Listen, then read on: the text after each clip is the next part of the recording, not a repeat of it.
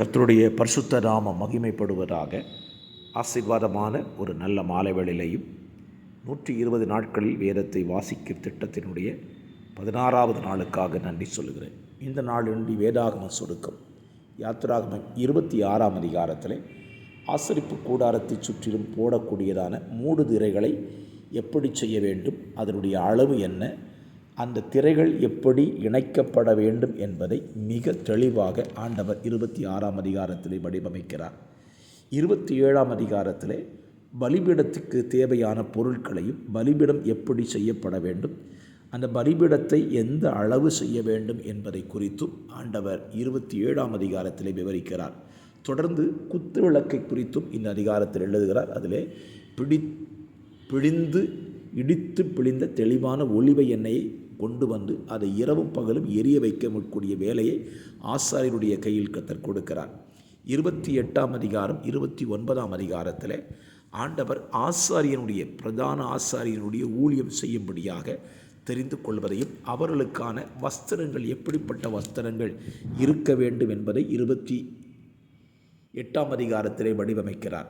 29ஆம் அதிகாரத்தில் ஆசாரியர்களுடைய பலி, அவர்கள் தேவ சமூகத்தில் போய் சேர்வதற்கு அவர்களுக்காக செலுத்தப்பட வேண்டிய பலிகளை குறித்து 29ஆம் அதிகாரத்தில் சொல்லுகிறார்.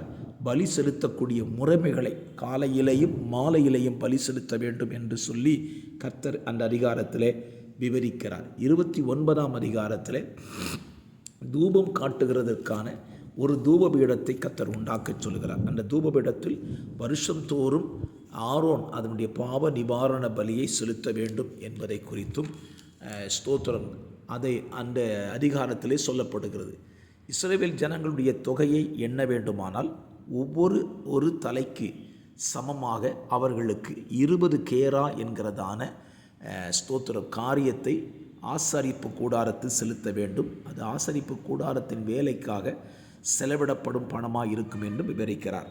தொடர்ந்து அந்த அதிகாரத்தில் ஆசரிப்பு கூடாரத்தில் இருக்கிற ஆசாரியர்கள் இஸ்ரவேல் புத்திரருடைய பெயர்களை முத்திரை வெட்டாக வெட்டி தங்கள் சரீரத்திலே அது அவர்கள் தரித்திருக்க வேண்டும் என்பதை குறித்தும் ஆண்டவர் மிக தெளிவாக சொல்லுகிறார். இப்படியாக இந்த 30ஆம் அதிகாரம் நிறைவு பெறுகிறது.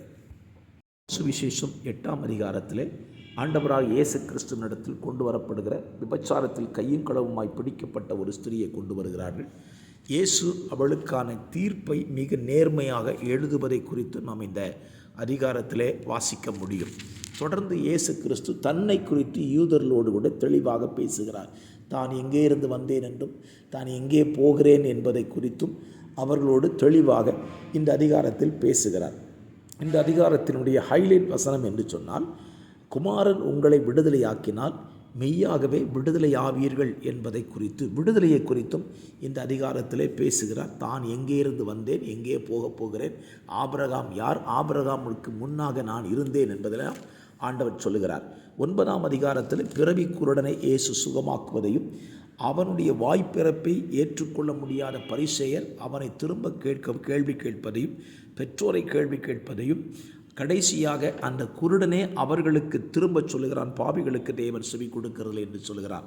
அப்படி சொன்னது நிமித்தம் அவனை தேவாலயத்தை விட்டு புறம்பாக்குகிறார்கள். இயேசு அதை அறிந்து அவனிடத்தில் கேட்கிறார், தேவகுமாரனா இயேசுவினிடத்தில் விசுவாசமாக இருக்கிறாயா என்று கேட்டபொழுது, ஆம் ஆண்டவரே, அவரை விசுவாசிக்கும்படி அவர் யார் என்று கேட்கிறார். நான் தான் என்று சொன்னவுடனே அவன் அவரை பற்றி கொண்டான். 10ஆம் அதிகாரத்தில் இயேசு கிறிஸ்து நானே நல்ல மேய்ப்பன் என்கிற காரியத்தை ஆடுகளும் மேய்ப்பனும் என்கிற விதத்தில் இந்த 10ஆம் அதிகாரத்தில் மிக தெளிவாக அவர் சொல்லுகிறார். ஸ்தோத்திரம். ஆடுகள் யார், தேவன் யார், தேவர்கள் என்றால் யார் என்பதை குறித்தும் இந்த அதிகாரத்தில் விசுவாசிக்க வைக்கிறார். யோவான் 11ஆம் அதிகாரத்தில் நாம் எல்லாரும் அறிந்திருக்கிறபடி லாசருவினுடைய மரணமும் லாசருவின் உயிர்த்தெழுதலும், மரியாள் மார்த்தாளுடைய விசுவாச வார்த்தைகளையும், லாசரு உயிரோடு எழுந்தது நிமித்தம் அநேகர் யூதர்கள் இயேசுவினிடத்தில் விசுவாசம் வைத்ததையும், அந்த வருஷத்திலே பிரதான ஆசாரியனாகியிருந்த காய்பா எல்லா மனுஷருக்காக ஒரு மனுஷன் மரிக்க வேண்டும் என்கிற காரியத்தை தீர்க்க தரிசனமாய் சொன்னதை குறித்தும் இந்த அதிகாரத்திலே நீங்கள் வாசிக்க முடியும். 12ஆம் அதிகாரத்திலே பஸ்கா பண்டிகைக்கு இயேசு கிறிஸ்து வருவாரா வரமாட்டார் என்கிற சர்ச்சை அந்த இடத்துல நடைபெறுகிறது. இயேசு கிறிஸ்து பெதானியாவிலே ராவிலிருந்து லாசருவோடு கூட அமருகிறார். அப்பொழுது லாசருவின் நிமித்தம் அநேகர் இயேசுவினிடத்தில் விசுவாசம் வைக்கிறார்கள். இயேசு எருசலேமை நோக்கி பவனி செல்கிறார். அப்படி பவனி செல்லும் பொழுது அங்கே ஸ்தோத்திரம் ஆண்டவரை குறித்து புகழ்ந்து பாடுகிறார்கள். ஸ்தோத்திரம். இப்பொழுது இயேசுவினிடத்தில் ஒரு செய்தி வருகிறது. ஸ்தோத்திரம், கலிலேயர் உம்மை ஸ்தோத்திரம் காண வேண்டும் என்று சொன்ன பொழுது இயேசு சொன்னார், குமாரன் மகிமைப்படும்படியான வேளை வந்தது என்று சொல்லி தன்னுடைய மரணத்தை குறித்து அங்கே அவர்கள் பேசி கொண்டிருக்கிறார். அப்படி பேசி கொண்டிருக்கும் பொழுது பிதாவை நோக்கி இயேசு கேட்டுக்கொண்டார். பிதாவே, என்னை மகிமைப்படுத்தும் என்று சொன்ன உடனே இடிமுழக்கம் போல சத்தம், இன்னும் மகிமைப்படுத்துவேன் சத்தம் உண்டாயிற்று. இப்படி இயேசு தம்முடைய மகிமையை அங்கே வெளிப்படுத்துகிறார். தொடர்ந்து இயேசு தன்னை குறித்து சொல்லும்போது, நான் ஒளியாக இருக்கிறேன், நீங்கள் ஒளியினிடத்தில் இருந்தால் இருளிலே அகப்படாதபடிக்கு ஒளியிலே இருங்கள் என்று சொல்லுகிறார். ஸ்தோத்திரம்.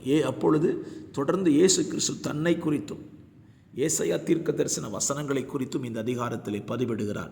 இயேசு சத்தமிட்டு என்னிடத்தில் விசுவாசமாக இருக்கிறான், என்னிடத்தில் அல்ல என்னை அனுப்பினிடத்தில் விசுவாசமாக இருக்கிறான் என்பதை குறித்தும் பேசுகிறார். எல்லாம் அவர் பேசினாலும் ஜனங்கள் அவரை ஏற்றுக்கொள்வதில் கடினமாயிருந்தார்கள். இயேசு சொன்னார், அவருடைய கட்டளை நித்திய ஜீவனாயிருக்கிறது என்று அறிவேன், ஆகையால் நான் பேசுகிறவளை பிதா எனக்கு சொன்னபடி பேசுகிறேன் என்றார்.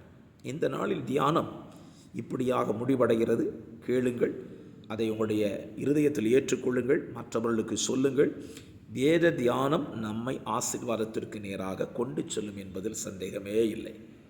ஜெபிக்கலாம். பரிசுத்தமுள்ள நல்ல பிதாவே, இந்த நாளில் வேத தியானத்தை உடைய பிள்ளைகளுக்கு ஆசீர்வாதமாய் கொடும். தினந்தோறும் வேதத்தில் 10 அதிகாரங்களை வாசித்து அதை தியானிக்க நல்ல காரியங்களை எங்களுடைய வாழ்க்கையில் கடைபிடித்துக் கொள்ள உதவி செய்யும். இயேசுவின் நாமத்தில் ஜெபிக்கிறேன் நல்ல பிதாவே. ஆமேன், ஆமேன், ஆமேன்.